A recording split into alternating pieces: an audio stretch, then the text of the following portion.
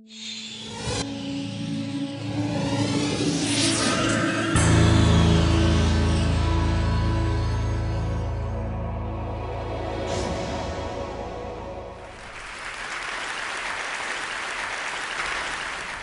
most of you, this is a device to buy, sell, play games, watch videos. I think it might be a lifeline. I think actually it might be able to save more lives than penicillin. Texting. I know I say texting and a lot of you think sexting. A lot of you think about the lewd photos that you see, hopefully not your kid sending to somebody else, or trying to translate the abbreviations LOL, LMAO, HMU. I can help you with those later. But the parents in the room know that texting is actually the best way to communicate with your kids. Might be the only way to communicate with your kids. The average teenager sends 3,339 text messages a month. Unless she's a girl, and then it's closer to 4,000. And the secret is she opens every single one. Texting has a 100% open rate. Now the parents are really alarmed. It's a 100% open rate even if she doesn't respond to you when you ask her when she's coming home for dinner. I promise she read that text. And this isn't some suburban iPhone-using teen phenomena. Texting actually over-indexes for minority and urban youth.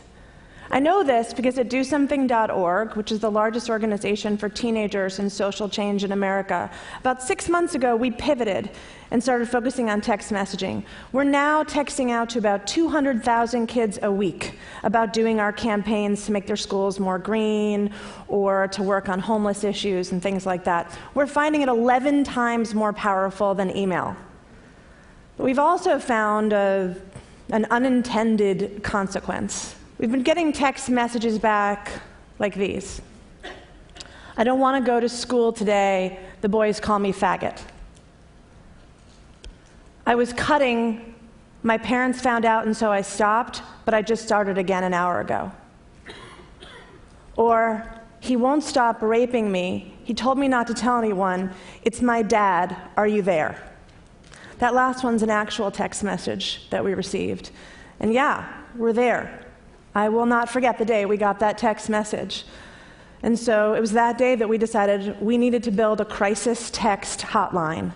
Because this isn't what we do. We do social change. Kids are just sending us these text messages because texting is so familiar and comfortable to them, and there's nowhere else to turn, that they're sending them to us.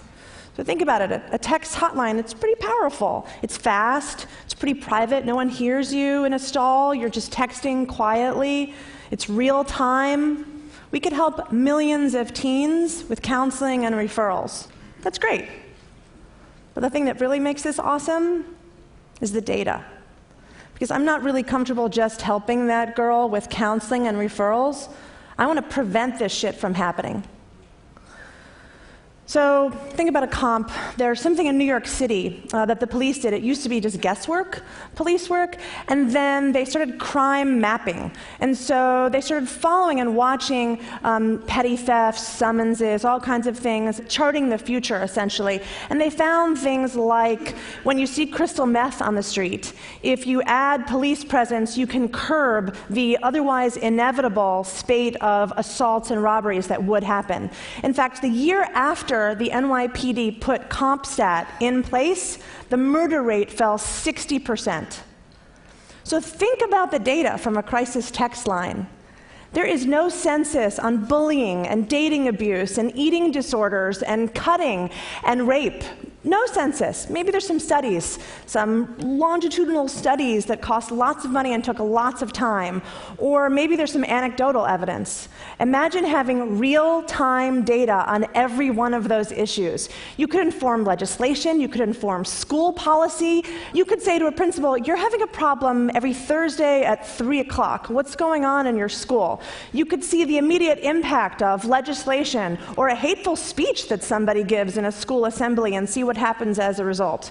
This is really, to me, the power of texting and the power of data. Because while people are talking about data, making it possible for Facebook to find my friend from the 3rd grade, or Target to know when it's time for me to buy more diapers, or some dude to build a better baseball team, I'm actually really excited about the power of data and the power of texting to help that kid go to school, to help that girl stop cutting in the bathroom, and absolutely to help that girl whose father is raping her. Thank you.